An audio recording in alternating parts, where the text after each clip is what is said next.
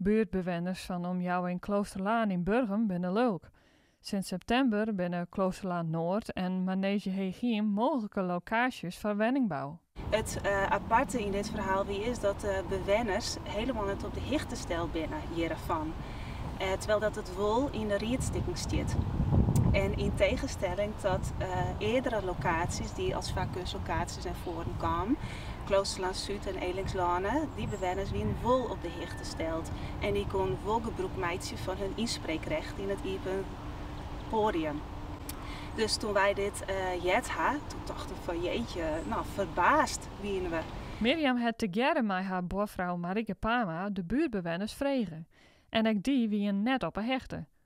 Toen binnen ze in actie kwamen en haar als vertegenwoordigers van de buurt, Manege de Menno Ruiters en de Sterrenwacht gebruik maken van hun inspreekrecht in oktober. Het is zo dat wij natuurlijk, nadat wij ontdekten dat deze locatiekeuze er nou leidt in de richting van de raad, gaan wij natuurlijk lawaai maken steeds maar om onze standpunten kenbaar te maken. En gelukkig gaat de Riet dat oppakt. Die haar het besluit nam om in elk geval de hele locatiestudie van alle locaties weer op de agenda te zetten en dan openen te bespreken in de vergadering van 24 november. Mirjam en Marike hoop je dat de Rie hun argumenten nu waagje zal. Dit stukje is een oud stukje Burgum.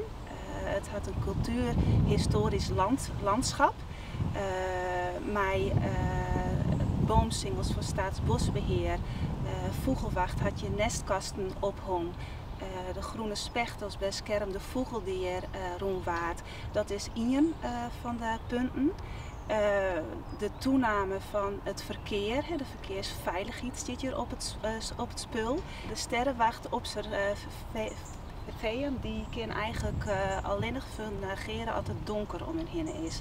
Wat gebeurt er als hier een wenwie komt, zowel als Kloosterlaan Noord als Manege Hegiem, dan krijgen ze een enorme lichtvervuiling. En dat betekent dat zij net meer bestaan kunnen. Wij willen natuurlijk dat er definitief een keuze maken wordt van een andere locatie en net een locatie hier. Wij zijn dus nu op dit moment bezig om de fracties uit te nodigen voor een open gesprek, zodat we met elkaar in dialoog kennen om te jagen van waarom deze locatie eigenlijk geen optie is. Dus wij zijn net per definitie het in woningbouw, want we weten alle jaar dat op dit moment natuurlijk een groot probleem is en dat er met name echt voor jongeren en starters in onze gemeente geen plak is.